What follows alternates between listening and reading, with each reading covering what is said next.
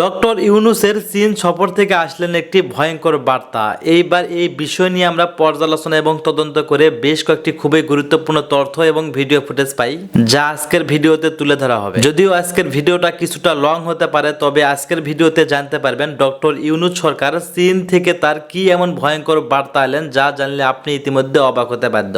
সেই সাথে আরো জানতে পারবেন বর্তমান বাংলাদেশের রাজনীতির প্রেক্ষাপট আসলে কোন দিকে যাচ্ছে। বন্ধুরা চলুন ভিডিওতে আজকে আর বেশি কথা বাড়াবো না, সরাসরি আজকে আমরা চলে যাব মূল ভিডিওতে। আর সেখানে আজকে আমরা দেখব ডক্টর ইউনূসের চীন সফর থেকে কি ভয়ঙ্কর বার্তা আসলেন। ভয়ঙ্কর প্রতারণার চীন সফর। আমি গতকালকে একটা ভিডিওতে বলেছিলাম যে ভয়ঙ্কর চীন সফর, সেটি কি কি কারণে বলেছিলাম। আজকে বলতে চাই যে ভয়ঙ্কর প্রতারণার চীন সফর মোহাম্মদ ইউনূসের। প্রতারণা কিভাবে আপনারা গত বেশ কিছুদিন যাবত, কমপক্ষে 15 দিন যাবত শুনে আসছেন যে মোহাম্মদ ইউনূসকে বহন করবার জন্য চীন থেকে একটি চার্টার বিমান পাঠানো হবে। চার্টার বিমানটা কি সেটি একটু সাধারণ, আপনারা যারা জানেন শুধু তারা তো আমার বক্তব্যটি শোনেন না, যারা জানেন না একদম সাধারণ মানুষ যিনি কেবল লিখতে পড়তে পারেন তার জন্য বলছি যে চার্টার বিমানটা হচ্ছে সেই বিমান, আপনি যেমন ধরেন একটা গাড়ি ভাড়া করেন না, মাইক্রোবাস বা প্রাইভেট কার ভাড়া করেন, ঠিক তেমনি বিভিন্ন এয়ারলাইন্সের আপনি চাইলে, আপনার যদি পয়সা থাকে, আপনি ব্যক্তিগত বিমান ভাড়া করে যে কোনো গন্তব্যে যেতে পারবেন। এবং এটি শিডিউল বিমান নয়, এটি যে কোনো সময় আপনার সুবিধা মতো রওনা দেওয়া যায়, সুবিধা মতো গন্তব্যে আপনি যেতে পারেন। যে এয়ারপোর্ট থেকে রওনা দেবে সেখানকার যথাযথ নিয়ম কানুন প্রসিডিউর মেনটেন করে অনুমতি নিয়ে, এবং যেখানে ল্যান্ড করবে সেখানকার যথাযথ নিয়ম কানুন মেনে এই চার্টার বিমানটি পরিচালিত হয়। এটি কোনো রাষ্ট্রীয় বিমান সংস্থা হতে হবে এমন কোনো কথা নেই, প্রাইভেট যে কোনো প্রতিষ্ঠানের বিমান সংস্থা হতে পারে। তো এখন আসুন, যে চার্টার বিমান পাঠানোর কথা ছিল বা ইউনূসের পক্ষ থেকে প্রচার করা হয়েছিল যে একটা চার্টার বিমান পাঠাবে চীন। মোহাম্মদ ইউনূস চার্টার বিমানে গেছেন, কিন্তু সেটা কি চীন পাঠিয়েছেন? বা রাষ্ট্রীয় একজন গেস্ট, রাষ্ট্রীয় গেস্টকে নিতে গেলে তো চীনের রাষ্ট্রীয় বিমান সংস্থার এয়ার চায়নার একটি বিমান পাঠানোর কথা। রাষ্ট্রীয় বিমান সংস্থা এয়ার চায়নার বিমান একবার পাঠিয়েছিল। উত্তর কোরিয়ার প্রেসিডেন্ট কিম উং জন এবং মার্কিন প্রেসিডেন্ট আগের মেয়াদে ডোনাল্ড ট্রাম্প দুজনের একটি বৈঠক অনুষ্ঠিত হয়েছিল সিঙ্গাপুরে। সেই সিঙ্গাপুরে বৈঠক অনুষ্ঠিত হবার জন্য কিমকে চীন একটি তাদের রাষ্ট্রীয় বিমান সংস্থার এয়ার চায়নার একটি বিমান পাঠিয়েছিল। এই যে এয়ার চায়নার বিমানের চেহারাটা কেমন হয় একটু দেখুন এই যে ছবিতে। কিম এই বিমানে করে সিঙ্গাপুরে গিয়েছিলেন ট্রাম্পের সাথে বৈঠক করে। কিমকে কেন চায়না বিমান দিলেন? এর কারণটা হচ্ছে চীন বোঝাতে চাইছে যে উত্তর কোরিয়ার সাথে চীন আছে, এজন্যই একটা চার্টার বিমান, রাষ্ট্রীয় বিমান দিয়েছিল।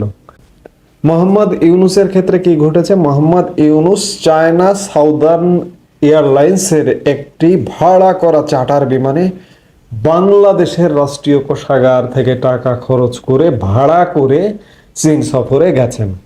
এবং একবার চিন্তা করুন, মোহাম্মদ ইউনূস চাইলে বাংলাদেশের যে কোনো বেসরকারি বিমান সংস্থা থেকে ভাড়া করতে পারতেন, কিংবা এমিরেটস থেকে ভাড়া করতে পারতেন, কিংবা পৃথিবীর যে কোনো এয়ারলাইন্সের বেসরকারি পরিষেবা দেয় এমন এয়ারলাইন্সের বিমান ভাড়া করতে পারতেন, কিন্তু সেটি করেননি। কেন করেননি?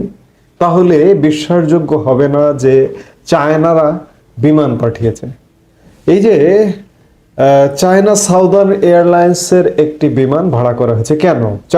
চায়না সাউদার্ন এয়ারলাইন্স অনেক বড় একটি বিমান সংস্থা, 36 বছর আগের জন্ম, 1988 সালের জন্ম, অনেক বড় বিমান সংস্থার একটি বিমান ভাড়া করেছে এই জন্য যে এটি যাতে বিশ্বাসযোগ্য হয় যে চীন প্রধান উপদেষ্টা মোহাম্মদ ইউনূসকে নেবার জন্য বিমান পাঠিয়েছে।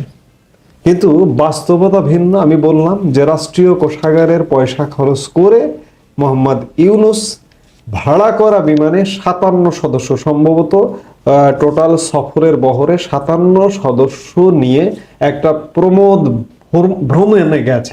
মোহাম্মদ ইউনূস বাংলাদেশ থেকে রওনা দিয়েছেন 12টার পরে, 12টা থেকে একটা এরকম একটা কোনো সময়ে হাইনানে বিমানটি অবতরণ করেছে বাংলাদেশ সময় 4টা 15 মিনিটে। হাইনানের কিউন হাই বাও আন্তর্জাতিক বিমানবন্দরে অবতরণ করে। তাকে স্বাগত জানান হাইনান প্রদেশের ভাইস গভর্নর, অর্থাৎ চীনের রাষ্ট্রীয় প্রোটোকল অনুযায়ী বিদেশি সরকার প্রধান রাষ্ট্রপ্রধানকে যে রিসিভ করা, সেই রিসিভটাও করা হয়নি সেইভাবে। আপনারা দেখুন, এই যে ছবিতে দেখুন যে প্রধান উপদেষ্টা মোহাম্মদ ইউনূসের বিমানটা কেমন ছিল, তিনি কেমন ভাবে নামলেন।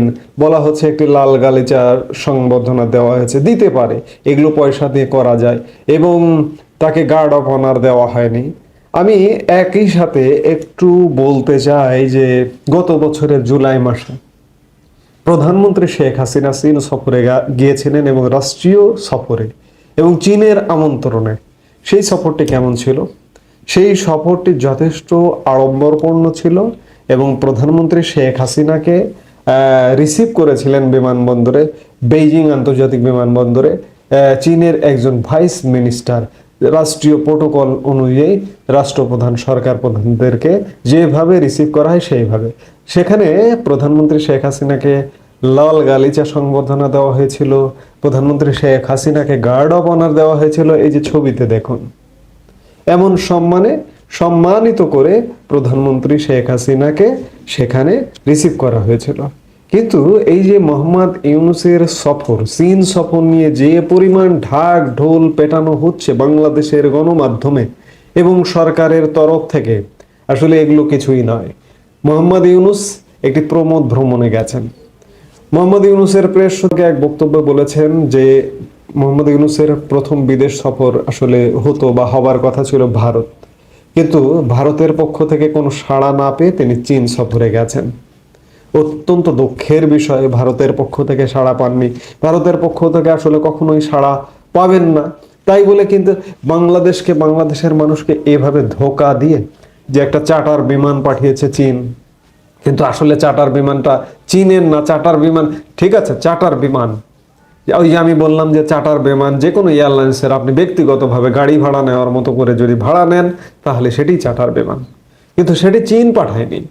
বাংলাদেশের সরকারের তরফে চায়নার একটি শীর্ষ 3টা বিমান সংস্থার মধ্যে এটি একটি, যে সাউদার্ন এয়ারলাইন্সের বিমান, এই বিমান ভাড়া করে চীনে গেছি, যাতে বোঝানো যায় বাংলাদেশের আম জনতাকে ধোঁকা দেওয়া যায় যে আমাদেরকে চীন থেকে বিমান পাঠিয়েছে। এই যে আমি আগেও বললাম যে ভাড়া করার, চাইনিজ বিমান ভাড়া করার একটাই উদ্দেশ্য যে আমাদেরকে চীন বিমান পাঠিয়েছে। আমি তো এমিরেটসের বিমান ভাড়া করতে পারতাম, কিংবা আমার বাংলাদেশের কোনো বিমান ভাড়া করে চার্টার স্ট্যাটাস নিয়ে চলে যেতে পারতাম। চার্টার আসলে একটা স্ট্যাটাস বিমানের, যেমন মার্কিন প্রেসিডেন্টের বিমান এয়ারফোর্স 1, কিংবা ইন্ডিয়ান প্রধানমন্ত্রী বা রাষ্ট্রপতি যে বিমানে সফর করেন ইন্ডিয়ান এয়ারের 1, এটা একটা সিগন্যাল বা এটা একটা সংকেত। তো এইভাবে চার্টার বিমানও একটি সংকেত যে এটি একটা চার্টার বিমান আসছে, ল্যান্ড করবে চার্টার বিমান। তো চাইনিজ একটা বিমান ভাড়া করে চার্টার বিমান বানিয়ে মোহাম্মদ ইউনূস চীন সফরে গেছেন। এখন আসুন যে এই চীন সফর থেকে কি হবে, কি আসবে, কি আমরা প্রত্যাশা করব। একটা অংশ বাংলাদেশের একটা সাধারণ মানুষ বুঝে না বুঝে ভাবছে যে মোহাম্মদ ইউনূস, মাঝে মাঝে ওই প্রধান উপদেষ্টার ফেসবুক পেজে কমেন্টে গিয়ে দেখি ইত্যাদি বিভিন্ন কিছু, মানে বিরাট কিছু মোহাম্মদ ইউনূস। আসলে বিরাট কিছু না রে ভাই, এগুলো সব ধোঁকাবাজি, সব ধোঁকা দেওয়া। এরা মনে করছে যে বাঙালি এখনো বোকার স্বর্গে বসবাস করে। এই ধোঁকা দেবার জন্য এরকম ঢাক ঢোল পিটিয়ে চীন সফরে গেছে। পৃথিবীর কোথাও যখন কোনো স্থান নেই তখন চীন সফরে গেছে। এই সফর থেকে কিছুই আসবে না, এটি একটি রুটিন বা এটি বলতে পারেন যে প্রমোদ ভ্রমণ। কাজেই এই সফরটি হচ্ছে একটা প্রতারণার চীন সফর। গতকালকে বলেছিলাম যে ভয়ঙ্কর চীন সফর, এখন দেখছি যে এটি একটা প্রতারণার সফর। এবং এই প্রতারণার সফর নিয়ে হয়তো আরো কথা বলবো, আরো ভিডিও, আরো এপিসোড করব। তো এই মুহূর্তে এ পর্যন্তই, সবাই ভালো। ধন্যবাদ প্রিয় দর্শকবিন্দু, আমাদের ফুল ভিডিওটি দেখার জন্য আপনাকে জানাই অসংখ্য অসংখ্য ধন্যবাদ। তো বন্ধুরা, আপনারা ইতিমধ্যে দেখলেন ডক্টর ইউনূসের চীন সফর নিয়ে বেশ কয়েকটি আলোচনা আজকের ভিডিওতে দেখতে পেয়েছেন। সাজ্জাদ কবিরের যে আলোচনাটি দেখলেন, এই বিষয় নিয়ে আপনাদের কী মন্তব্য অবশ্যই কমেন্ট বক্সে কমেন্ট করতে ভুলবেন না। আর হ্যাঁ, এমন নিত্য নতুন আপডেট খবর সবার আগে পেতে চাইলে এখনই আমাদের এই পিচ্চি সাকিব ইউটিউব চ্যানেলটি সাবস্ক্রাইব করুন। ধন্যবাদ।